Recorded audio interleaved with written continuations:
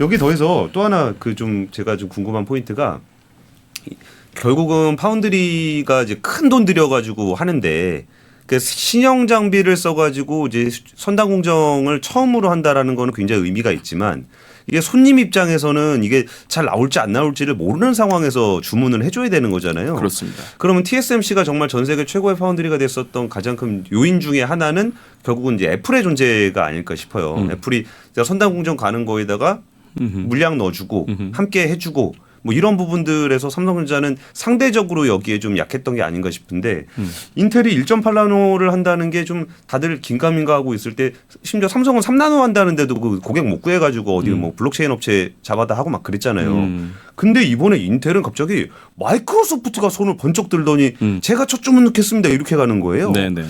그러면은 이게 그 어떤 경쟁 구도의 문제, 판세의 문제, 그 파트너십의 문제에서 마이크로소프트가 손을 들고 AMD가 손을 들고 뭐 이런 상황들을 좀 어떻게 지켜봐야 될까요? 일단 기본적으로 이제 예전에 우리가 흔히 쓰던 윈텔이라는 이제 얘기가 있었죠. 윈도우하고 인텔의 결합을 했던 그런 합성어인데 그 시대가 이제 다시 오는 것처럼 보일 수도 있습니다. 근데 이제 기본적으로 마이크로소프트가 됐건 뭐 메타가 됐건 아마존이 됐건 테슬라가 됐건 이제 미국에서 우리가 흔히 알고 있는 그런 유명한 IT 대기업들이 각각 자사의 칩을 가지고 싶어하는 것은 이제 거의 기정사실화됐고요. 예.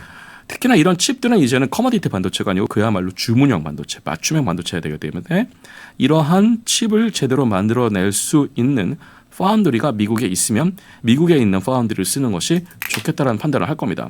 그것이 이제 두 가지 측면이 있는데 첫 번째는 일단은 더 이것이 경제적이고 더 안정적이다. 지정학적인 어떤 그런 불안 요소가 없다라는 거. 두 번째가 이 과정에서 미국 정부로부터 또 보조금을 받을 수 있을 것이기 때문에 그렇습니다. 그래서 이러한 어떠한 요인이 있기 때문에 일단은 마이크로소프트 입장에서는 아마 긴가민가 할 겁니다. 똑같이 제대로 만들 수 있을까 없을까 긴가민가 할 텐데 일단은 그렇게 첫 주문을 해보고 정말 제대로 뭔가 나오기 시작한다 그러면은 조금씩 주문량을 늘려 나갈 겁니다. 그런데 이제 마이크로소프트 입장에서도 이것을 인텔에 대해서 모든 계란을 인텔이라는 한 바구니에다가 담을 수는 없기 때문에 당연히 이제 비슷한 평행이 될 수 있는 패러렐 물량들을 TSMC에 많이 맡기려고 할 겁니다.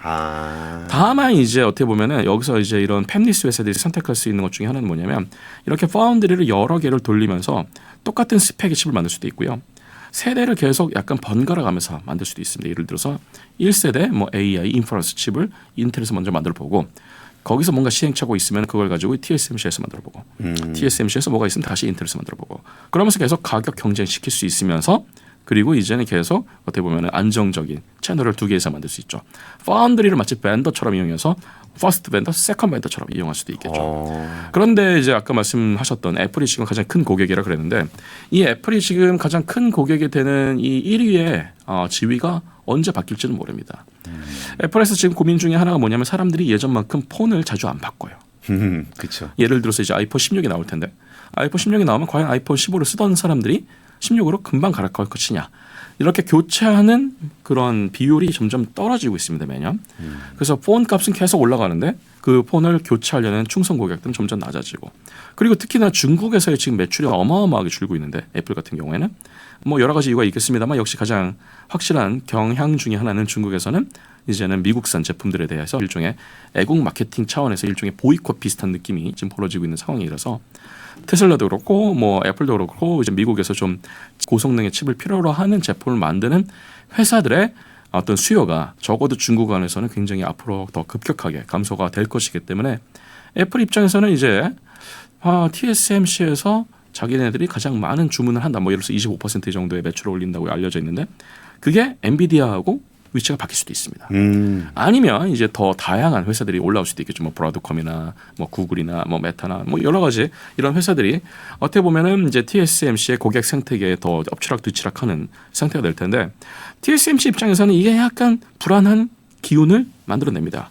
왜냐하면 이제 애플 같이 좀 약간 이제 아주 거대한 덩어리로 예를 들어서 아까 4분의 1 정도를 차지한다고 그랬었는데 이 4분의 1이 항상 안정이 되는 느낌과 그렇죠. 한 10분의 1짜리들이 계속 엎치락뒤치락하면서 그때그때마다 시장의 변화에 따라서 수요를 뭐 주문량을 줄인다든지 아니면 주문량을 갑자기 딜레이를 한다든지 이런 일이 자꾸 생기면 TSMC 입장에서는 어떤 일이 생기냐면 그 다음 분기에 이 정도의 금액을 집행을 해야지 또 그 다음에 이 주문 물량을 맞출 수 있을 걸 생각해서 그걸 굉장히 아주 케어풀하게 스케줄링을 했는데 청크가 사라지고 10분의 1짜리들이 계속 엎치락뒤치락하면은 요게 제대로 된 ROE를 못 뽑아낼 수도 있어요. 아 이렇게 투자를 했는데 왜 주문을 안 하지? 그렇죠. 이렇게 아파트를 많이 지었는데 왜 사람들이 입주를 안 하지? 이거랑 지금 똑같은 개념이 될 수 있는 거죠. TSMC가 점점 뭐를 걱정하냐면은 자기네들이 지금까지는 감당이 가능한데 과연 앞으로도 이렇게 계속 올라가는 KPX를 감당할 수 있을까? 내부에서도 고민이 많습니다. 이게 대만 안에서만 집행하는 거라도 문제가 되는데 예. TSMC 입장을 좀 더 말씀을 드리면 TSMC는 이제 대만 섬에서만 팹을 지을 수가 없는 상황이 됐어요. 그렇죠.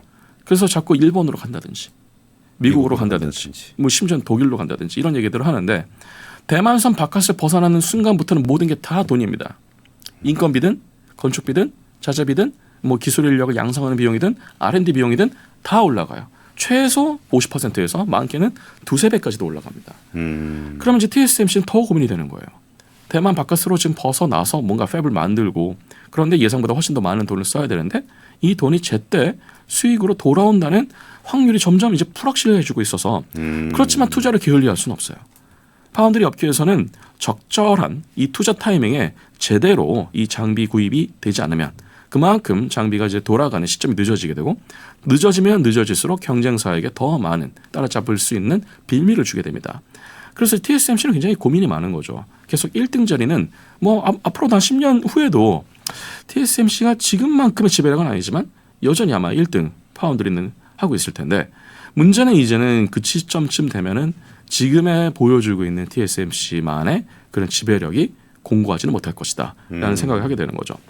이건 그래서 TSMC 입장에서 굉장히 지금 많은 갈등을 할 수밖에 없는 상황이 됐고 특히나 이제 TSMC는 대만에서 가지고 있는 그런 본질적인 지정학적인 그런 안보의 이슈로부터 자유롭지 못합니다. 특히나 이제 대만은 한 최근까지도 실리콘 쉴드라는 정책, 우리가 뭐 실리콘 방패라 부르죠. 그 방패의 전략의 차원에서 TSMC를 일종의 인계철선처럼 사용했죠. 예. 대만 건들지 말아라. 대만 건들면 전 세계 IT 산업 다 붕괴됨. IT 산업 붕괴되면 전 세계 경제 마비됨. 딱 이 전략이었는데 이제는 미국이 그걸 원하지 않아요. 대만의 저러한 상황 때문에 그리고 대만에 있는 저 TSMC라는 특정한 회사 때문에 전 세계는 물론이고 자국의 경제 성장 혹은 이런 IT의 발전 혹은 자국에서의 지금 발휘하고 있는 다양한 반도체를 포함해서 AI에서의 그런 지배력이 순식간에 붕괴될 수 있는 시나리오를 결코 반기지 않습니다. 미국은. 그럼 미국은 결국 이걸 리스크 해칭을 해야 되잖아요. 예. 그 리스크 해칭을 하는데 제일 먼저 내세웠던 게 리쇼어링 하자. 다는 못 가져오더라도 미국에다가 TSMC급의 파운드리를 짓던지 아니면 TSMC가 직접 파운드리를 지어라. 예. 그래서 TSMC가 신용을 합니다. 우리 한 5나노급 지을게요. 그때 미국에서 무슨 소리냐. 더 앞선 거 지어라. 4나노급 지어라. 아마 말이 또 바뀔 겁니다. 3나노급 지어라. 이런 식으로. 하면 할수록 그래서 이제 TSMC는 고민이 될 거고. 또 TSMC가 그래서 이제 미국까지는 가는 게 어렵다. 그러면은 미국은 그러면 이제 이런 얘기를 합니다. 리쇼어링이 힘들 것 같으면 프렌드 쇼어링을 하겠다. 근데 여기서 우리가 얘기했던 프렌드 쇼어링은 미국하고 FTA를 맺은 국경을 접하고 있는 나라들, 예를 들어서 캐나다나 예. 멕시코 같은 나프타 국가들에 이제 어떻게 보면은 미국보다 인건비는 훨씬 싸면서 특히 멕시코 같은 데가 그렇죠. 그렇지만 지리적으로 인접해 있어서 공급망에 쉽게 편입이 되면서도 물가의 상승을 최대한 억제할 수 있는 그런 개념에서 프렌드 쇼어링을 맨 처음에 얘기를 했다가 이 프렌드 쇼어링은 반드시 지리적으로 가까운 것만 프렌드일 필요 없다. 안보적으로도 like minded country고 동맹 국가고 그리고 이제 어느 정도는 이런 확실성, 예측 가능성이 있는 그런 시스템에 있는 나라들에서 이것을 리스크 해칭하는 것도 좋은 전략이라고 생각했겠죠. 그래서 꺼내든 이 장기말이 일본입니다.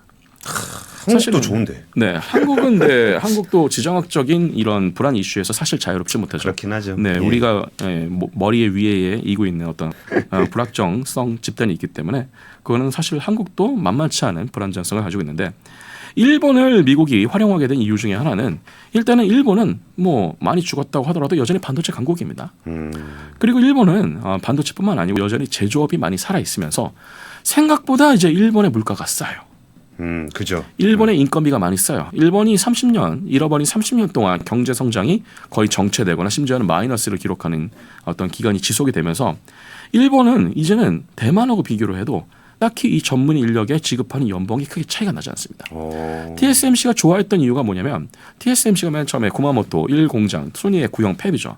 소니의 구형 팹을 인수하면서 구마모토 1공장을 지을 때만 하더라도 과연 우리가 지금 대만에서 대만의 엔지니어들한테 주는 이 정도 연봉을 줘도 일본의 전문 인력들이 올까?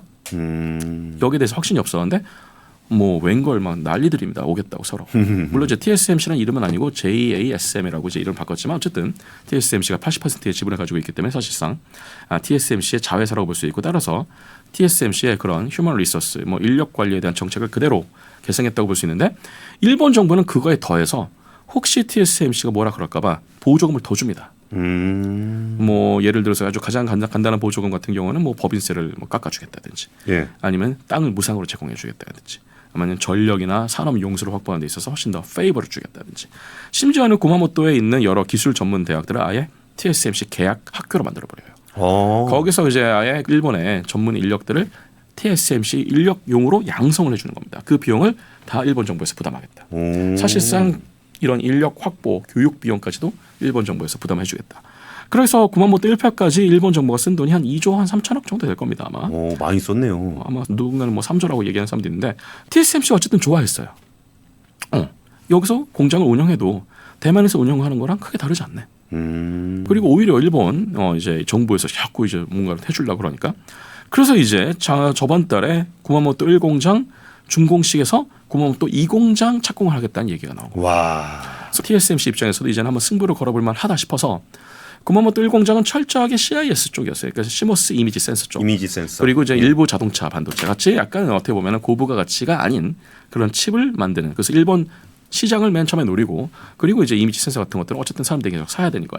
그래서 이것을 노렸다가 구마모토 2팹부터는 뭔 얘기를 하냐면 이제 TSMC 파운드리 하겠다. 2팹에서부터. 물론 뭐 TSMC가 지금 최소한 단어로 가지고 있는 2나노, 3나노급은 아직은 안 하고 6나노, 7나노급 약간 이제 세대가 밀린 것들. 예. 그렇지만 아직은 충분히 쓸만한 그리고 수요가 충분히 있는 그 팹을 구마모토 2팹에 지어보고 이 정도 어드밴스된 파운드리가 여전히 일본에서도 잘 돌아갈 것 같으면 3팹, 4팹 얘기 나옵니다 이제. 와, 진짜 마음에 들었나 보네. 3팹부터는 이제는 거의 TSMC의 본사, 즉 뭐 정말로 운영하고 있는 최선단 공정과 비등하거나 심지어는 이거는 약간 이제 업계 비밀이긴 합니다만은 TSMC는 어떤 생각까지 가지고 있냐면 어쨌든 대만에서 이 팹을 다 운영하는 게 어려우면 일본의 구마모토를 전략적으로 다 활용을 해서 대만과 구마모토를 서로 번갈아 가면서 아까 얘기했던 세대 교체를 서로 번갈아 가면서 하면 훨씬 시간을 단축할 수 있거든요. 그리고 이러한 오류를 많이 줄일 수 있고 그리고 비용을 절감할 수 있고 이 전략까지 사용합니다. 근데 사람들이 얘기하지 않는 게 하나 더 있어요. 대만이 지금 가장 골치 아파하는 문제 중에 하나는 뭐냐면 물론 뭐 중국과의 양안 문제도 있겠습니다만 그건 뭐 상수라고 본다면 지금 간과되고 있는 문제 중에 하나는 대만의 전력난입니다. 전력. 대만이 생각보다 이 에너지 해외 의존도가 엄청 높아요. 90에서 95%입니다. 근데 그럴 만도 하죠. 뭐 대만에서 에너지 나올 게 없잖아요. 근데 우리나라도 그건 사실 마찬가지잖아요. 그렇죠. 근데 우리나라는 그 정도까지 의존하지 않거든요. 그 이유 중에 하나는 우리는 기저 발전을 할 수 있는 시스템을 어쨌든 간에 꽤 많이 그동안 깔아놨어요. 80년대부터 2000년대까지. 그중에서도 이제 원자력 발전이 있었겠죠.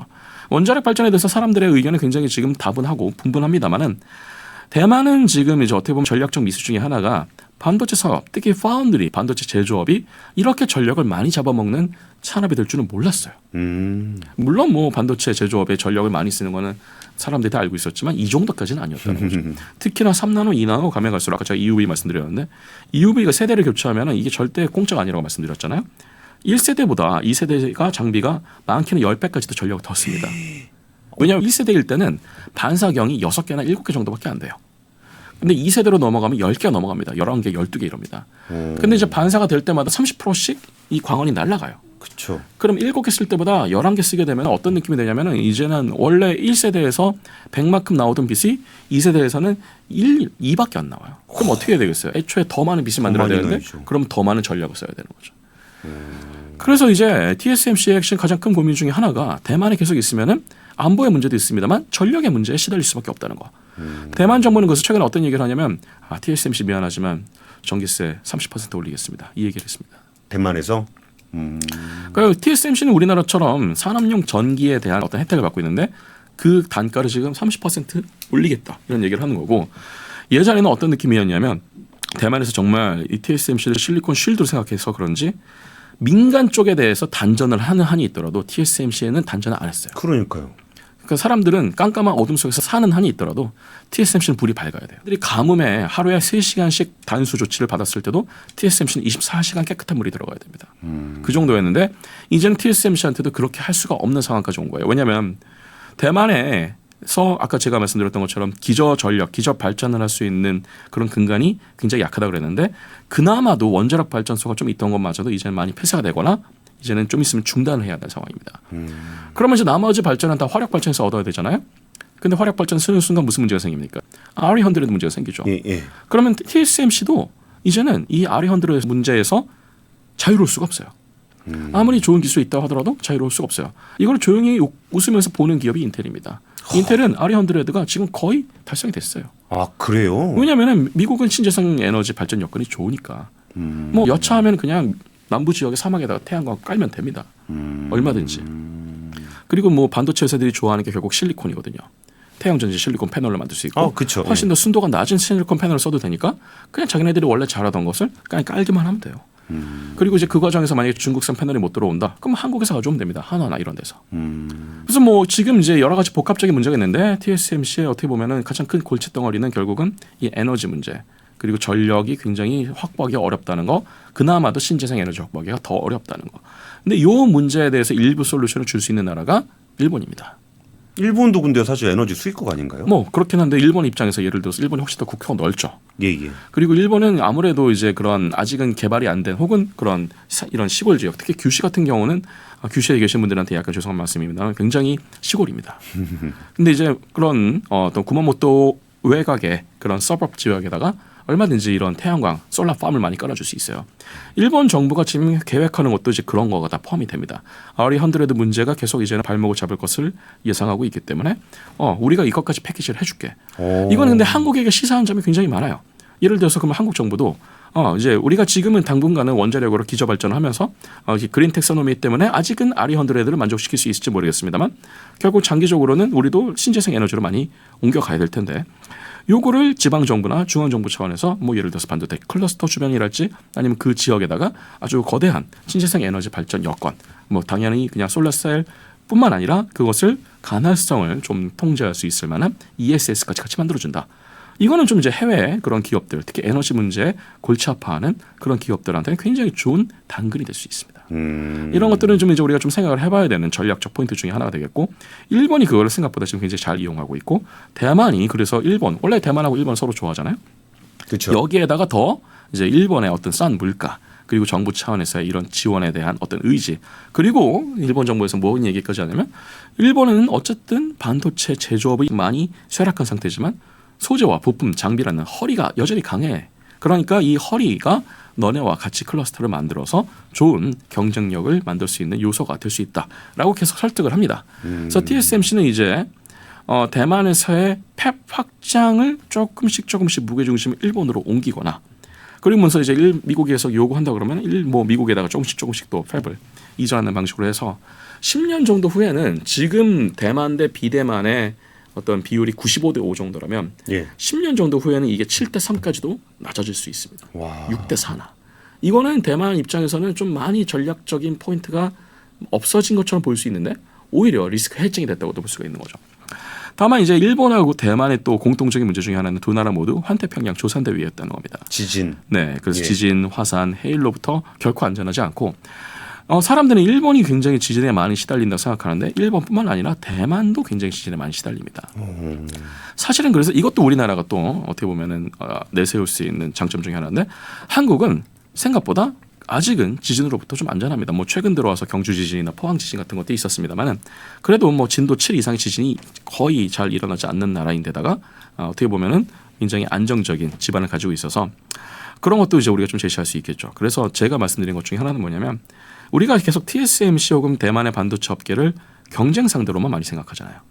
뭐 타도 TSMC 이런 얘기를 많이 하는데 사실은 대만하고 한국이 국민적 감정이 썩 좋지는 않았을 겁니다. 특히 이제 90년대 중반에 있었던 단교 사건 이후에 사실 별로 좋지는 않은데 이제는 이제 어떻게 보면은 그러한 과거의 앙금은 좀 털어버리고 반도체라는 이런 전략 산업, 특히 이 전략 산업이 단순히 이제는 한 국가만의 전략으로 컨테인되기엔 너무 거대해졌잖아요. 근데 이런 부분에 대해서 한국과 대만 나아가서 일본이 자체적인 클러스터를 만들어갖고 어떻게 보면 요 동아시아 지역에서의 전략적인 포인트를 만들어낼 수 있는 것에 대해서 한국이 리더십을 볼 수 있는 지점이 많이 보이고 있습니다.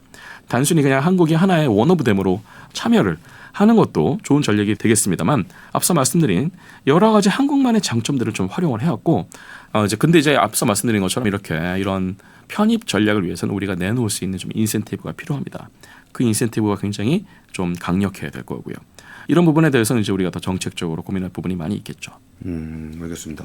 우리가 사실 인텔 TSMC 얘기를 하는 것도 왜 그들을 우리가 관찰을 했는가라는 거는 결국은 또 우리나라의 그 전 세계 2위 파운드리 업체인 삼성전자가 있기 때문이잖아요. 맞습니다. 만약에 우리가 삼성전자가 없었으면은 뭐 인텔 파운드리 뭐 TSMC 파운드리에 뭐 얼마나 그렇게 관심이 있었겠어요. 근데 요즘 들어서 꽤 좀 한 지난해에도 그랬던 것 같은데 그 삼성전자 파운드리를 바라보는 시각들이 예전에 그 3나노 게이트 오더라운드 가면 우리가 다 먹습니다. 라는 것들이 완전히 꺾여버리고 야 저기 뭐 수율 뭐 20%도 안 나오는데 30%도 안 나오는데 뭐 좀 TSMC랑 인텔까지 치고 올라오면서 밀릴 것 같아. 그러니까 요새 삼성 위기론 관련한 얘기들이 꽤 많이 회자가 되고 있거든요. 맞습니다. 그러면은 삼성전자의 현재 상황에 대해서 좀 어떻게 진단을 하시고 그리고 이 부분들은 어떻게 좀 전개를 해 나갈지 아니면 해 나가야 하는지 이런 얘기 좀 부탁드릴게요. 사실은 이제 삼성전자 같은 경우에는 거의 뭐 우리나라에서는 국민 주식이라고 할 정도로 많은 분들이 주식을 들고 계시기 때문에 늘 관심이 많을 수밖에 없는 회사입니다. 그리고 공 기자님 말씀하신 것처럼 삼성전자는 어떻게 보면은 좀 우리나라에서는 굉장히 상징적인 기업이기도 하고 특히나 반도체 이런 패권 경쟁에 있어서는 삼성전자와 하이닉스 같은 이런 기업들이 최전선에 있기 때문에 우리가 신경 안 쓸 수 없는 건 사실입니다.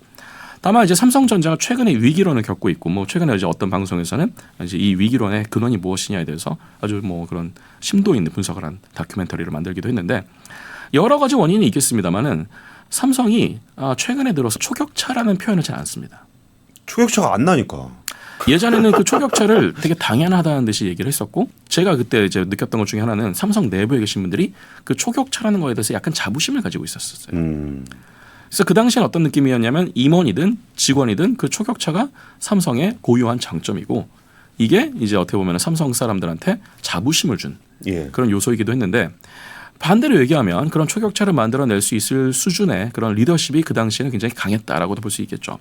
삼성이 그렇게 초격차를 만들어낼 수 있는 리더십이 강했던 까닭은 물론 뭐 이건희 회장이나 아니면 그 선대 이병철 회장님 같은 분들이 어떻게 보면 좀 그야말로 큰 밑그림을 그리셨기 때문에 그런 것도 있겠습니다만 리더십을 가지고 와서 했던 게 뭐냐면 내가 책임을 질 테니까 여기에 투자를 하자. 이 타이밍에 들어가자. 여기에 남들이 쓰지 않는 걸 써보자.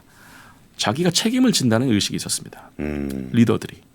그러니까 이제 그걸 믿고 직원들도 더 거기다가 뭐 더 많은 투자를 한다든지 더 많은 이런 인력들이 투입이 돼서 새로운 기술을 만들어내고 또 초격차를 만들어내고 그렇게 함으로써 이제 2000년대에서 2010년 사이에 있었던 그런 D램 세계에서의 치킨 게임을 삼성전자가 승리로 이끌 수 있었던 거죠.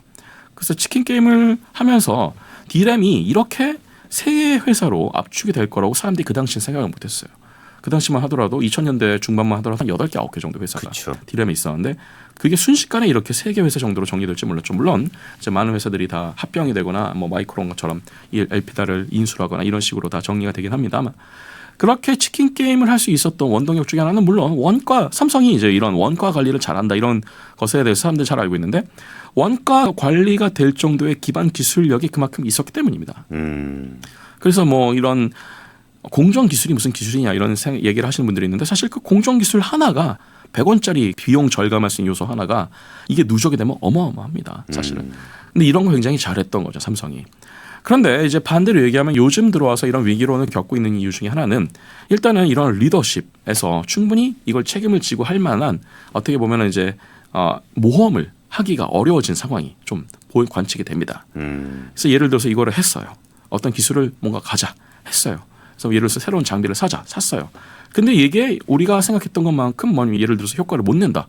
그럼 누가 책임질 거냐? 그러니까 뭐 EUV 장비 샀는데 뭐 3천억 주고 샀어. 근데 잘 안 됐어. 와 그러면은 무섭죠. 그러면 이제 사람들이 그런 얘기를 하는 거죠. 괜히 모험하지 말고 예전에 썼던 거 씁시다.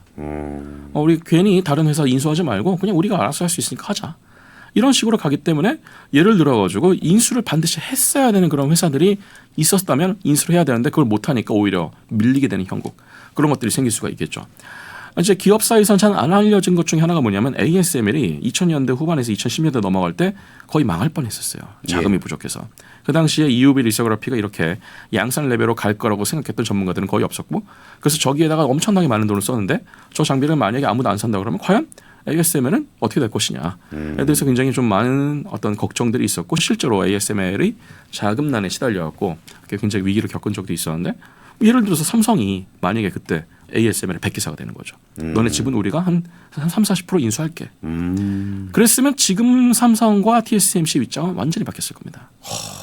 아까 말씀드렸던 것처럼 이제 TSMC에 2천억 정도 R&D 투자할 때 삼성에 와서 1조, 2조짜리 투자를 했겠죠. 그 삼성 눈치를 엄청 볼 것이고, 인텔은 삼성 눈치를 또 엄청 많이 봤을 것이고, 완전히 상황이 역전됐을 겁니다. 이제 그런 게 있었고요. 또 안 알려진 것 중에 하나가 뭐냐면 이런 게 있습니다. EUV에서 이제 보통 어떤 이제 우리가 광원 혹은 이게 광학계 같은 것만 얘기를 합니다만, 사실 광화학 반응을 만들어내는 주 물질에 대해서도 굉장히 우리가 얘기를 좀 해야 됩니다. 포토레지스트. 예, PR이라고 하죠. 예. 근데 이제 그 PR을 DUV 시절에는 보통 유기 소재를 씁니다. 그래서 이제 우리가 그것을 CAR 계열의 PR이라고 합니다. 그래서 chemically amplify 될 수 있는 레지스트다. 그래서 이제 우리가 CAR 계열이라고 하는데, 그것들이 DUV 세대에서는 잘 작동을 합니다. 예. 왜냐하면 이 포톤 하나당 에너지가 그렇게 크진 않기 때문에. 근데 이제 문제는 이게 EUV로 넘어오면 앞서 말씀드린 것처럼 파장이 갑자기 뭐 15분의 1, 16분의 2 정도 수준이 되기 때문에 포톤 하나가 가지고 있는 에너지는 그만큼 더 커집니다. 양자역학의 원리에 의해서. 그러니까 이제는 예전에 썼던 PR을 못 쓸 수도 있는 거예요. 그리고 이제 2세대로 넘어가면 더 힘들겠습니다. 그러면 새로운 PR을 만들어야 되는데, 유기물 가지고는 이제 안 될 것 같으니까 유기물과 무기물이 합성이 된 이제 일종의 하이브리드 형태의 PR이나 아니면 전체를 다 무기물로 바꿔버린 아주 토탈 무기물로 가거나 하는 것들이 필요한데, 이것들은 사실 원래 이런 PR 소재를 했던 기업들한테는 굉장히 미지의 영역이었던 거예요. 그렇겠네요. 무기물로 어떻게 PR을 해? 맨 처음 이런 생각을 했겠죠. 그런데 결국은 글로 갈 수밖에 없다는 게 이제 알려지기 시작하면서 그거에 대해서 맨 처음 개념적으로 이걸 만들고 실제로 합성한 기업이 있었는데, 그 당시에 스타트업 중에 인프리아라는 기업이 있습니다. 인프리아. 이 스타트업이 투자를 받기 위해서 여러 회사들을 찾아다녔는데 그 중에 하나가 삼성이었습니다. 그래서 삼성한테 뭐 한 1,000억, 뭐 1,800억 이 정도의 인수를 할래? 이런 생각인데, 삼성 입장에서는 별로 검증이 안 된 저런 특히 소재 같은 것들은 검증 안 된 거 안 쓰려고 그러거든요. 그건 제가 삼성 입장이었어도 그랬을 것 같습니다. 그런데 이제 소재를 알아보는 회사는 소재 회사입니다. 그래서 결국에 이 인프리아 지분 전량을 누가 인수했냐면 일본의 포토레지스트 기업 중에 1등 기업인 JSR이 인수를 했습니다. 그래서 인프리아는 이제 JSR 겁니까? 그래서 JSR은 유기 PR뿐만 아니라 무기 PR 시대에서도 지배력을 발휘하게 될 가능성이 높고, 그렇지 않아도 일본에는 강력한 그런 PR 업계의 강자들이 좀 있습니다. 그래서 스미토모 같은 회사들. 예.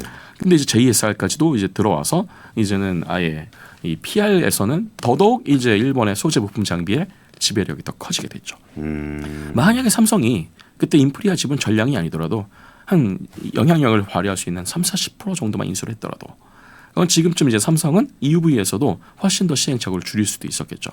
그리고 EUV를 둘러싼 공급망에 대해서도 삼성이 꽤 많은 영향력을 발휘할 수 있었을 겁니다. 그러고 보니까 삼성이 진짜 그놈의 M&A 한다는 얘기를 거의 매년 매 분기마다 하는 것 같아요. 네. 근데 그게 벌써 뭐 한 10년은 된 것 같은데 정말 하만 인수 이후에 그럴싸한 M&A 한 게 하나도 없어요. 사실은 이제 지난 10년간 워낙에 이 반도체 업계가 지각 변동을 많이 겪기도 했고, 특히 2010년대 이후에는 미중 간의 이런 패권 경쟁이 반도체를 중심으로 더 격화되기 시작하면서 기업들이 뭐 몸을 좀 사린 것도 있을 겁니다. 그리고 함부로 여기서 좀 투자할 수는 없다. 특히나 이제 2022년, 2023년 그리고 최근까지도 지금 벌어지고 있는 메모리 업계에서의 이 다운턴이 생각보다 지금 어마어마하게 어떤 영향력이 나타나고 1년 반 정도의 다운턴 때문에 한 20조가 사라졌어요. 예를 들면.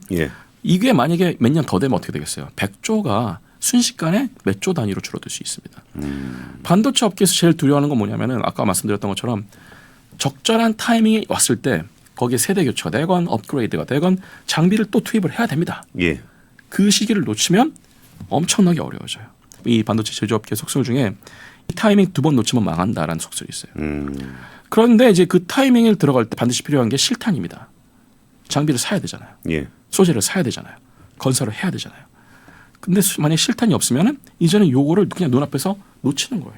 해야 되는 걸 알고 있는데 그러니까 뭐 여기저기서 차입도 하고 뭐 다양한 이제 본드도 발행하고 할 텐데 그것도 한계가 있죠. 예. 그래서 항상 사내에 이런 현금이 어느 정도 확보되는 건 맞고 그래서 함부로 거액의 어떤 인수를 하기가 어려운 건 이해가 되는데 그럼에도 불구하고 그런 타이밍이 존재한다라고 할 때 우리가 KPX만 타이밍이 아니고 적절한 원천 기술을 가지고 있는 기업들을 인수하거나 합병하는 것도 타이밍에 속한다고 봐야 됩니다. 그래서 그런 것들을 좀 책임감 있게 어떻게 보면은 이제 리더들이 자기가 올고지 책임을 다 지겠다는 각오를 해야 되는데 어떻게 보면 이제 그런 것들이 전투력이 많이 약해졌다고 보는 거죠. 야생성이 좀 약해졌다고 보는 거죠. 근데 그렇게 될 수밖에 없는 건 이건 삼성만의 잘못은 아닙니다. 왜냐하면 대부분 업계 1등에 오랜 동안 위치를 하게 된 업체들은 1등 수성하는 것이 굉장히 어렵다는 걸 알기 때문에 어떻게 보면 약간 굉장히 보수적으로 바뀝니다. TSMC만 하더라도 1987년에 창업을 해왔고 2000년대 후반까지 한 20년 정도는 굉장히 전투적으로 이런저런 연구들을 많이 했었어요. 근데 이제 파운드리 업계에 1등이 되고 나서부터는 TSMC도 굉장히 보수적으로 이런 기술 개발이랄지 아니면 그 다음 세대로의 전환에 대해서 굉장히 보수적으로 접근합니다. 예를 들어서 3나노 같은 경우도 삼성 같은 경우에는 3나노부터 게이트 어라운드 했었잖아요. 예. 그런데 이제 TSMC는 3나노까지는 핀패스로 간다. 핀패스에서 우리는 충분히 노하우를 쌓았으니까 이 노하우를 끝까지 활용을 하다가 그 다음에 안 되겠으면 그 다음 거로 하겠다. 여기에서도 이제 이런 보수적인 문화가 좀 차이가 나는 거죠. 그래서 TSMC도 그렇고 삼성도 그렇고 특정 업계에서 너무 1등을 오래 하면은 결국은 이제 새로운 것을 시도했다가 안 되면 어떡하지에 대해서 좀 과한 공포심을 가질 수도 있습니다. 근데 이런 것들이 그냥 1년, 2년 이렇게 되면 상관이 없는데 이게 10년 단위가 된다. 그럼 이게 일종의 문화가 돼버려요. 그 회사의 문화가 돼버려요. 그리고 그 회사의 관성이 돼버립니다. 그것을 뒤집기는 굉장히 어려워요. 그러면 이제 충격요법을 쓰죠. 다른 회사에서 뭐 C레벨을 데려오든지 완전히 아니면 새로 사업부를 만든다든지 분사를 한다든지 이런 좀 충격요법을 쓰는데 그렇게 한다 그래도 그게 잘 작동한다는 보장이 없기 때문에 사실 그런 경영적인 결단 내리는 것도 굉장히 어렵죠. 근데 하다못해 HBM 같은 거는 메모리 반도체 가지고 하는 건데 아니 하이닉스는 이제 엔비디아의 HBM 다 공급하면서 진짜 전체 매출의 절반은 이제 HBM에서 나올 겁니다. 이게 정말 몇 년 사이에 그러니까 뭐 1, 2년 사이에 바뀐 변화잖아요. 네네네. 삼성전자는 그 메모리 기술 그렇게 좋다고 그러더니 HBM을 못 만드는 거예요? 이게 아까 이제 처음 질문하셨던 그런 인텔에 왜 이렇게 요소 IP는 좋은데 왜 칩은 그 모양이냐랑 비슷한 느낌인데요. 삼성이 여전히 D램에서는 1등입니다. 그리고 앞으로 이 구도는 거의 바뀌지 않을 거고요. 그리고 올해부터는 아마 메모리가 업턴으로 바뀌기 시작하면은 이게 작년에 있었던 많은 손해들이 또 많이 회복이 될 거기 때문에 D램에서의 삼성의 어떤 경쟁력이랄지 지배력은 제 생각에는 큰 변동이 없고 오히려 더 강해질 거라 보는데 지금 말씀하신 이제 HBM 같은 데서 삼성이 어떻게 보면 시행착오를 했던 이유 중에 하나는 HBM이 이렇게 중요한 메모리가 될 거라고 생각을 못 했었어요. 삼성이. 근데 사실 하이닉스가 지금 업계 1등이라고 합니다만 하이닉스도 이렇게 HBM이 AI 반도체에 대해서 정말 컴패러블했기 때문에 HBM에 처음부터 투자를 한 건 아니었습니다. HBM을 한 것은 어떻게 보면은 굉장히 체질을 바꾸는 거랑 느낌이 비슷해요. 왜냐하면 D램을 만들어야 되는데 예전에는 어떻게 만들었냐면은 GPU가 있잖아요. GPU 코어가 있으면은 그 주변에다가 그래픽 D램을 그냥 전용 그 GDDR이라 부르죠. 예. GDDR을 그냥 한 뭐 10개 혹은 12개 정도를 이렇게 둘러싸는 형태로 그냥 2디멘전에서 이것을 붙이는 그런 형태로만 생각을 했었지 왜 D램을 위로 쌓아야 돼? 라는 사람들 생각을 거의 못했죠. 그런데 이렇게 그 당시에 임원들의 입장도 전 이해가 되는 게 D램이 이렇게 잘 팔리는데 D램을 만들면 만들수록 돈이 되는데 이걸 왜 굳이 더 좁은 면적에다가 이걸 만들어서 우리가 만들고 있는 D램 캐파를 깎아먹으면서까지 수요가 불확실한 HBM이라는 걸 왜 만들어야 되느냐. 그리고 만드는데 공정 비용이 훨씬 더 많이 들어가요. 6배에서 7배씩 들어가요. 그 이유는 D램 자체를 만드는데 돈 들어가는 것보다도 D램을 스태킹을 하고 얘네들을 채널을 많이 만들기 위해서 스루실리콘 비하를 해야 되고 그리고 이런 D램 다이하고 다이 사이를 어쨌든 간에 본딩을 해야 되고 이런 것들이 생각보다 노하우가 많이 들어가고 수율이 별로 높지가 않고 비용도 많이 들어가는 그런 것 때문에 아니 우리 그냥 플란하게 D램 잘 만들면 되는데 GDDR 잘 만들면 되는데 이걸 왜 우리가 굳이 이렇게 고생을 해갖고 그리고 잘 누가 사줄지도 모르는 HBM이라는 걸 왜 만들어야 돼? 라고 했는데 하이닉스는 그 당시에는 어쨌든 D램에서는 2인자잖아요. 지금도 2인자고. 그래서 하이닉스는 이제 예를 들어서 어떤 얘기를 하냐면 2010년대 초반부터 그때 당시 했던 이야기가 뭐냐면은 그래픽이 처리하는 그 당시의 GPU죠. 그 당시에는 AI 반도체라고 전혀 생각을 안 하는데 그 당시에 GPU가 처리해야 되는 데이터의 용량이 점점 엄청나게 커질 거란 예상들을 다들 하고 있었어요. 업계에 잘 안 알려진 사건 두 개가 있습니다. 예를 들어서 2012년에 무슨 사건이 있었냐면 인공지능에서는 잘 알려진 사건인데 알렉스넷 사건이 있었습니다. 아, 예. 알렉스넷 사건은 이제 2016년 알파고 사건 이전에 사실은 딥러닝이 정말 이렇게 강력하다는 거를 최초로 업계에다가 충격을 준 사건이었죠. 이미지 인식 그런 경진 대회에서 이런 딥 뉴럴 네트워크 기반으로 돌아갈 수 있는 알고리즘이 기존의 다른 이런 컴퓨터 비전 혹은 비전 리커그니션 알고리즘보다 훨씬 더 강력한 퍼포먼스를 보일 수 있다는 걸 봤는데 알고 보니까 그 딥 뉴럴 네트워크를 계산하기 위해서는 행렬 계산을 할 수 있어야 되고 행렬 계산을 할 수 있으려면 그런 행렬들을 병렬로 계산할 수 있는 코어 디자인을 가지고 있는 GPU가 굉장히 유리하다라는 게 이제 사람들이 하드웨어 레벨에서부터 인식을 하기 시작한 거고 그러다가 2016년에 알파고 사건이 터지면서 완전히 방점을 찍었죠. 이제 시대는 CPU가 아니고 GPU의 시대다.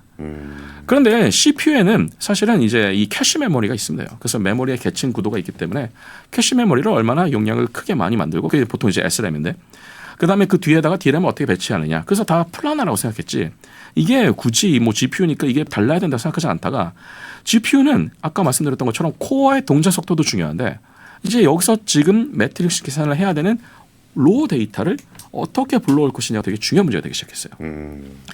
근데 이제 이거는 메모리하고 이런 어떤 로직 칩의 차이를 좀 이해를 하셔야 되는데 메모리에서 가장 미덕은 뭐냐면 메모리는 메모리 셀 안에 메모리 뱅크라는 게 있습니다. 이 뱅크에 이제 어떤 데이터가 있을 거니까 근데 이 뱅크마다 고유의 주소가 있어요. 마치 우리가 아파트 몇 동 몇 호에 사는 것처럼. 예. 근데 이 뱅크들도 다 물리적 혹은 이런 어떤 소자적 주소가 다 있는데 이 주소에 어떤 정보를 읽기 위해서는 행 방향 혹은 종 방향으로 이런 버스라는 게 있습니다. 일종의 이제 이런 정보가 흘러다니는 일종의 통로라고 보시면 되는 건데 메모리 안에서 정보가 흘러가는 네. 통로. 근데 예. 어떤 느낌이냐면 몇 동 몇 호에 가서 그 집의 문을 열고 그 집에 있는 어떤 무슨 책을 들고 와라라는 명령을 내립니다. 그래서 두 가지가 되는데 일단은 요 행으로서는 어떤 느낌이 되냐면 어떤 몇 동 몇 호에 가서 그 문을 열어라라는 명령을 내립니다. 열에서는 어떤 명령을 내리냐면 그 문이 열렸을 때 그 들어가서 어떤 책을 가지고 와라. 다시 행에서는 다 했으면 문을 닫아라. 요 명령들이 순차적으로 왔다 갔다 해야 됩니다. 예. 근데 순차적으로 왔다 갔다 하는 이 명령들을 얼마나 빨리 처리할 수 있고 얼마나 동시에 처리할 수 있느냐가 결국은 이 메모리가 얼마나 빨리 정보를 주고 받을 수 있느냐를 결정하게 됩니다.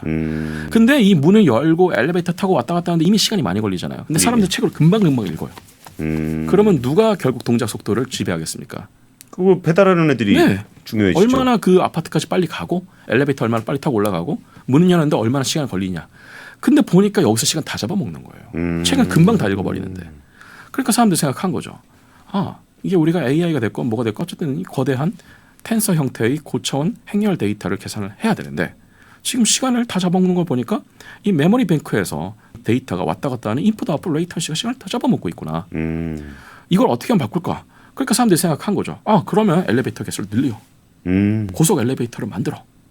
그리고 행하고 열이 차곡차곡 가는 게 아니고 동시에 작동하게 하자. 그래서 메모리를 어떻게 컨트롤할 수 있을까? 채널을 어떻게 하면 많이 만들 수 있을까? 그리고 얘네들의 엘리베이터 속도를 얼마나 많이 빠르게 할 수 있을까? 요거에 초점을 맞춰다 보니까 이제는 플라나 방향의 GDDR만으로는 이게 커버가 되게 어렵다는 걸 알게 된 거예요. 왜냐하면 플라나 방향이 되기 시작하면 코어 주변에 아까 얘기했던 것처럼 이렇게 둘러싸는 형태가 된다고 했잖아요. 예. 근데 둘러싸게 되면 결국은 이것은 GPU의 다이 사이즈가 정해지게 되면 배치할 수 있는 GDDR의 다이도 다 정해지게 됩니다. 그래서 한계가 생겨요. 플라나 방향으로는. 그러니까 땅이 정해지면은 마치 그거랑 똑같아요. 땅의 모서리의 네. 넓이가 네. 길이가 딱 정해지는 거죠. 마치 네. 비유를 하자면 제가 아주 좋은 비유를 하나 들고 왔는데 땅콩 주택이랑 비슷합니다. 땅콩 주택. 땅콩 주택은 요 단면적은 굉장히 작잖아요. 예, 예. 근데 높이 쌓으면 어떻게 돼요? 겉면적은 넓어지죠. 그렇죠, 그렇죠. 사람들이 쓸 수 있는 공간 넓어지죠. 예. HBM이 그 전략을 쓴 겁니다. 플라나 방향으로 하는 게 어려우니까 쌓겠다. 근데 쌓는 것에도 당연히 공짜가 아니죠. 대가가 들어갑니다. 아까 말씀드렸던 것처럼 채널의 개수. 그래서 더 많은 엘리베이터가 필요한데 그 엘리베이터를 뚫기 위해서 예전에 어떻게 했냐면 마치 우리가 건물을 지으면은 건물에서 이제 계단을 만들 때 예전에 구식 건물들은 건물 바깥에 비상 계단이 있었잖아요. 네, 맞아요. 근데 건물 바깥에다 지으면 계단을 지을 수 있는 개수에 한계가 있죠. 양옆에만 지을 수 있으니까. 그러니까. 예. 근데 건물 내부에다 지으면 어때요? 아, 그럼 훨씬 더 많이 만들 수 있잖아요. 그렇죠. 대신에 근데 건물 내부에다 계단을 너무 많이 만들면 오히려 사람들이 살 수 있는 공간 좁아지겠죠. 그렇죠, 그렇죠. 그러니까 얇게 그렇지만 많이 내부에다가 이것을 만드는 게 좋은 전략이 되겠다고 생각했는데 문제는 그렇게 얇게 그리고 깊게 길게 많이 통로를 만드는 게 굉장히 어려운 기술이라는 겁니다. 그러한 기술을 이제 우리가 스루 실리콘 VR라 그래서 TSV 공정이라고 얘기합니다. 예, 예. 근데 이제 그런 것들을 보통 이제 지금 HBM3 혹은 HBM3E 같은 경우에는 10245 아니면 2048개 정도를 만듭니다. 한 이 D램 다이당. 이게 어떤 거하고 대비가 될 수 있냐면 GDDR 같은 경우에는 이 비상 계단이 32개 정도밖에 없어요. 그러니까 1024 대 32개 해보십시오. 얼마나 많이 차이 나나. 이게 그만큼 대역폭에 반영이 되는 겁니다. 그래서 이제 HBM을 이런 식으로 해야 되는 어떤 이제 사람들의 폼 팩터는 이제 어느 정도 합의가 됐어요. 그럼 사람들이 그 다음에 걱정한 건 뭐냐면 쌌는데 이거를 최대한 얇게 쌓았으면 좋겠다는 생각한 거예요. 왜 그런지 아십니까? 왜 얇게 쌓아야 되냐면 일단은 DRAM하고 DRAM을 쌓는데 얘네들이 딱 물리적으로 붙으면 안 돼요. 왜냐면 신호 혼선이 나니까. 예, 예. 약간 떨어뜨려야 되잖아요. 근데 이 떨어뜨리는 걸 최대한 얇게 가고 싶은 거예요. 얇게 가고 싶은 이유 중에 하나는 얘네들을 접합을 해야 되는데 예. 아까 엘리베이터하고 엘리베이터인데 마치 이거랑 똑같습니다. 15층짜리 아파트를 계속 위로 쌓는 거예요. 예. 그럼 15층에 엘리베이터가 있었고 그 다음 위에 15층에 또 엘리베이터가 있는데 이 엘리베이터와 엘리베이터가 연결되게 만들고 싶은 거예요. 근데 지금 물리적으로 공간이 떨어져 있잖아요. 예. 여기에다가 일종의 사다리 같은 걸 만들어줍니다. 그것을 이제 우리가 보통 구리 형태의 어떤 전극의 끄트머리를 만들고 여기다 구리의 끄트머리만 만들고 요것을 납땜 같은 걸 합니다. 솔더링이라고 하죠. 근데 이게 약간 어긋나면 어떻게 되겠습니까? 딴 데로 가죠. 예. 그러면 이 통로와 이 통로가 연결한다니까 다 망가져요. 그렇죠. 얼라인 하는 게 너무 중요해집니다. 이제 맞추고 납땜하고 그 다음에 얘네들이 최대한 얇게 만들기 위해서 많이 누릅니다. 근데 누르는 과정에서 휜다든지 깨지거나 망가지는 일이 생기니까 패키징 공정이 점점 중요해지게 된 거예요. 그런데 삼성은 이 패키징을 어떻게 하냐? 삼성이 이거 못 쌓는 게 아니에요. 삼성도 잘 쌓았습니다. 삼성이 못했던 것 혹은 판단을 잘못했던 것 중에 하나는 뭐냐면 이 TC NCF라는 그런 필름이 있습니다. TC는 뭐냐면 thermal compression, 즉 열을 가하면서 기계적으로 누르는 일종의 다리미질이라고 보시면 됩니다. 다리미 뜨겁잖아요. 예, 예. 누르잖아요. 그럼 뭐가 되죠? 펴지죠. 그렇죠. 그런 거랑 똑같습니다. 이럴 때 다리미를 좀 이렇게 눌렀다 생각하시면 됩니다. 근데 이제 문제는 열을 받으면 열 팽창 개수가 요 다이와 요 이 채우는 왜 필러라 그러는데 필러의 열 팽창 개수가 다르다 보니까 위로 이렇게 둥글게 휘거나 뭐 이렇게 우글거리거나 이런 현상들이 생기기 시작해요. 그래서 이게 굉장히 많은 노하우를 필요로 합니다. 삼성은 근데 이거를 TC NCF라 그래서 NCF는 non conductive 필름을 말하는 건데 아까 non conductive가 돼야 될 까닭은 다이하고 다이 사이에 신호 혼선을 막기 위해서인데 예, 예. 붙지 말아야 된다. 네. 이게 어느 정도까지는 잘 되다가 더 얇게 하는 과정에서는 이게 문제가 되기 시작한 거예요. 아까 얘기했던 것처럼 칩이 휜다든지 망가진다든지 아니면 뭐 이게 열팽창이 된다든지 하는 일들이 생긴 건데 하이닉스는 이 방법을 바꿉니다. 그래서 이제 MR 머프라는 방식으로 바꾸는데 예를 들어서 이제 몰디드 언더 필이라고 그래서 이런 TCF를 최소화하면서도 한 큐에 그리고 굉장히 균일하게 이런 패키징을 할 수 있는 기술들을 갖고 왔죠. 삼성은 그 기술을 별로 믿지 않았어요. 그리고 이제 여기에다가 마치 어떤 거랑 느낌이 비슷하냐면은 파트하고 파트가 있는데 우리가 보통 본드 칠할 때 예. 아주 좁은 틈에다가 본드를 넣으려고 그러면 바로 못 넣으니까 주사기 같은 걸 쓰는 경우가 있어요. 그렇죠. 그런 거 비슷한 얘기를 합니다. 그래서 일종의 어떤 노즐 같은 것들을 굉장히 아주 정밀하게 제어를 해서 내가 딱 원하는 위치에다만 딱 이 필링을 해갖고 하는데 그냥 필링하는 게 아니고 몰딩과 같이 즉 얘네들을 묻혀가면서 하는 작업을 하다 보니까 시간 단축이 될 수 있고 더 얇게 만들 수 있고 근데 여기에서 하이닉스가 노하우를 많이 쌓였죠. 이런 차이들이 누적이 되기 시작한 거고 그래서 하이닉스가 이런 쌓는 것이랄지 그리고 전력 소모를 줄이기 위해서 아까 얇게 만드는 게 중요한 까닭은 전력 소모량도 줄이려고 하는 것이 있습니다. 예. 길면 길수록 그만큼 더 많은 전력이 필요하기 때문에 그리고 엘리베이터를 빠르게 만들기 위해서는 메모리 동작 속도도 일단 중요한데 그것도 굉장히 하이닉스가 많이 늘려놓은 상황이고요. 그래서 그런 면에서 봤을 때 지금 밴드위스, 동작 속도, 두께 이런 면에 대해서는 하이닉스가 어떻게 보면은 자사에서 D램을 만들던 많은 캐파를 희생하면서 여기에 굉장히 많이 올인을 했고 그 올인했던 전략이 잘 통했다라고 볼 수 있는 거고 삼성은 생각보다 이 HBM이 이렇게 커질 줄 몰랐는데 근데 그걸 알았다고 했을 때 이제 그럼 D램을 어느 정도는 희생하면서 하이닉스 방식으로 갈 것인가 아니면 다른 방식으로 갈 것인가 좀 생각해야 되는데 요게 지금 아직은 많은 혼선을 겪고 있는 것 같아요. 하이닉스가 쓰고 있는 뭐 MR 머프로 갈 것이냐 아니면 정말 어드밴스드 머프로 갈 것이냐 아니면 전혀 다른 방식의 하이브리드 본딩으로 갈 것이냐 이런 생각들을 해야 되는데 삼성 입장에서는 아까 말씀드렸던 것처럼 굉장히 보수적이기 때문에 D램에서는 특히나 예.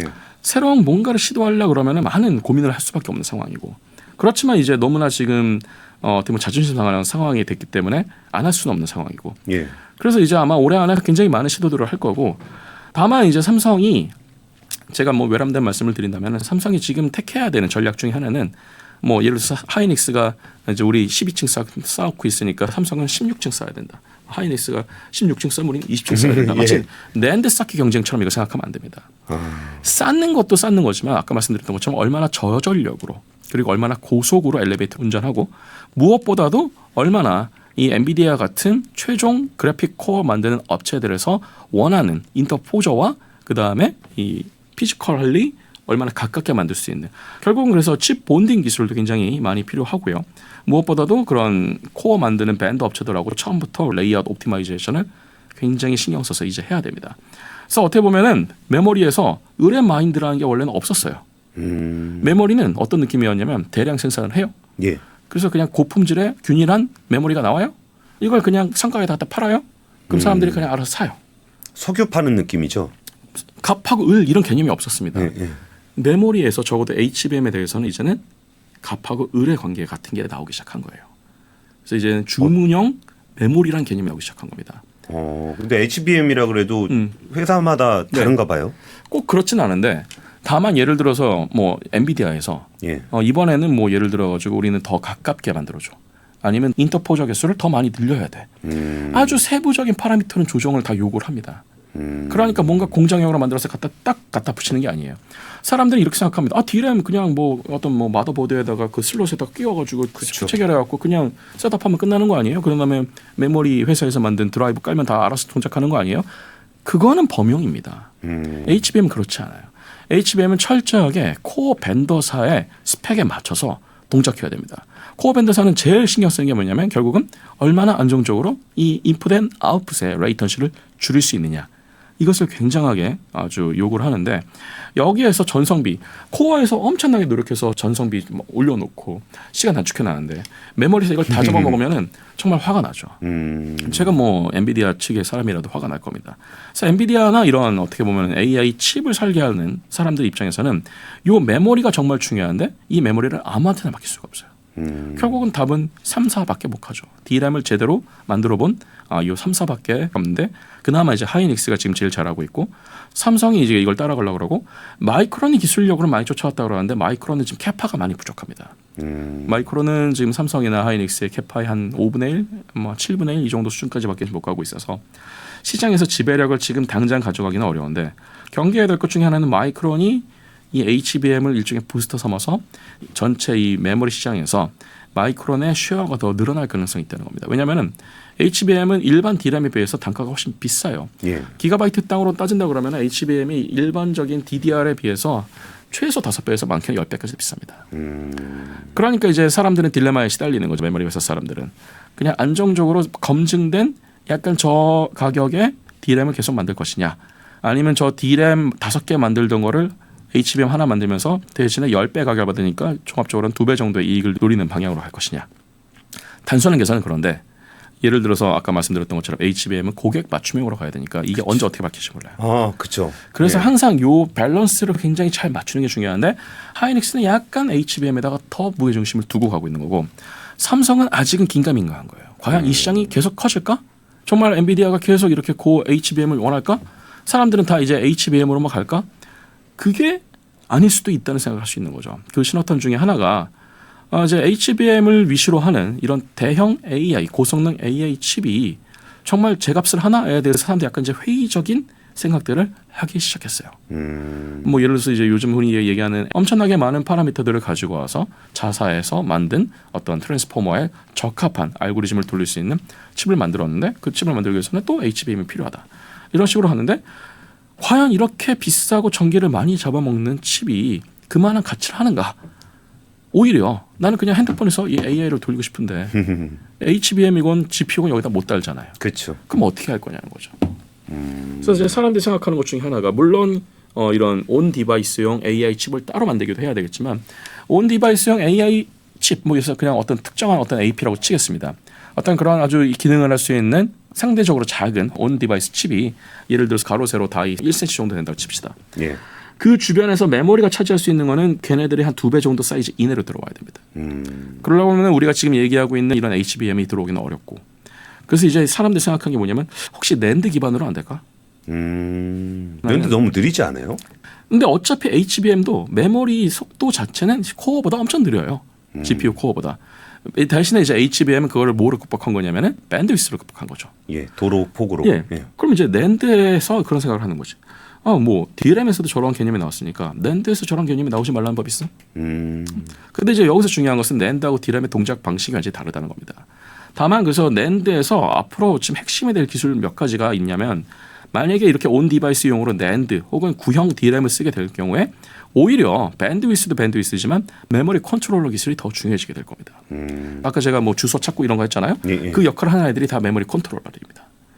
그래서 이제는 그런 대형 서버용의 어떤 아주 넉넉한 공간에서 마음껏 성능의 강화에만 초점을 맞추던 기조에서 바뀌어서 저전력으로 그리고 굉장히 작은 그렇지만 성능은 꽤 좋은 형태의 아주 이렇게 미니 사이즈가 된 메모리를 어떻게 만들 것이냐로 점차 시장이 옮겨갈 가능성도 있습니다. 물론 HBM은 HBM대로 계속 크겠습니다만 이런 온 디바이스용 이제 어떻게 보면은 더 맞춤형 AI 반도체용 메모리가 더 커질 텐데 그것이 현재의 낸드 방식으로 갈 것이냐 아니면 뭐 GDDR 방식으로 다시 회귀할 것이냐 이거는 이제 여러 가지 방식들을 다 테스트를 해봐야 되겠습니다만 결국은 끝판왕은 이제는 밴드위스 플러스 메모리 컨트롤러가 될 것이다. 이 메모리 컨트롤러를 과거의 그런 방식이 아닌 그러니까 대부분의 메모리 컨트롤러의 방식은 FIFO 방식입니다. First in, first out 방식이에요. 근데 이 FIFO 방식은 지금 현재 이런 형태의 메모리 컨트롤러 속도 계산에는 별로 도움이 되지 않습니다. 그래서 이것을 어떤 방식으로 더 계산할 것이냐. 그래서 이제 컨트롤러들을 어떻게 더 많이 배치할 것이냐. 이제 메모리 셀 하나하나에 배치를 하게 되면 더 좋게 될 텐데 근데 그러려고 그러면 또 비용이 많이 들어갈 테니까 결국은 이제 이런 메모리 컨트롤러 기술들이 되게 중요해지게 될 것이고 낸드에서 고속 낸드를 해본 업체들이 조금 더 유리한 포인트를 가져가게 될 겁니다. 사실 중국이 이 포인트를 좀 노리고 있어요. 중국이 왜 이런 포인트를 생각하냐면은 중국이 우리가 흔히 얘기하는 D램이 있고 중국의 낸드가 있는데 중국의 D램은 상대적으로 중국의 낸드에 비해서는 기술 격차가 굉장히 많이 떨어진 상태입니다. 예. 한국이나 이런 뭐 미국에 있는 메모리 회사들에 비해서 낸드는 생각보다 많이 따라잡았어요. YMTC가. 예. 그래서 중국에서 생각하는 건 뭐냐면 어차피 지금 우리 D램 저렇게 빡세게 만들려고 그러면 EUV가 필요한데 못 쓰잖아. 낸드는 근데 아직은 지금 있는 장비라도 충분히 할 수 있거든요. 그런데 생각해 보니까 낸드를 여기다 쓰면 될지도 모르겠다라는 생각을 하고 있어요. 중국 사람들이. 그래서 아마 중국에서는 지금 제가 얘기한 이런 전략들을 분명히 테스트할 겁니다. 뭐 결국은 이거의 끝판왕은 메모리 컨트롤러겠네. 그럼 컨트롤러를 더 좋은 걸로 개발해보자. 그러다가 만약에 중국의 뭐 화웨이나 뭐 아니면 뭐 샤오미나 이런 회사에서 스마트폰을 만들었는데 걔네들이 삼성에서 지금 얘기하고 있는 뭐 갤럭시 S24보다 훨씬 성능이 개선된 온디바이스 AI를 돌리는데 알고 보니까 그게 뭐 걔네가 만든 YMTC의 고속 컨트롤러가 달린 낸드가 들어와 있더라. 그러면 시장은 굉장히 큰 충격을 받을 겁니다. 이런 것들은 저희가 좀 더 그래서 주의 깊게 모니터링 해야 되는 아이템이라고 생각합니다. 반도체 3탄으로 이어집니다.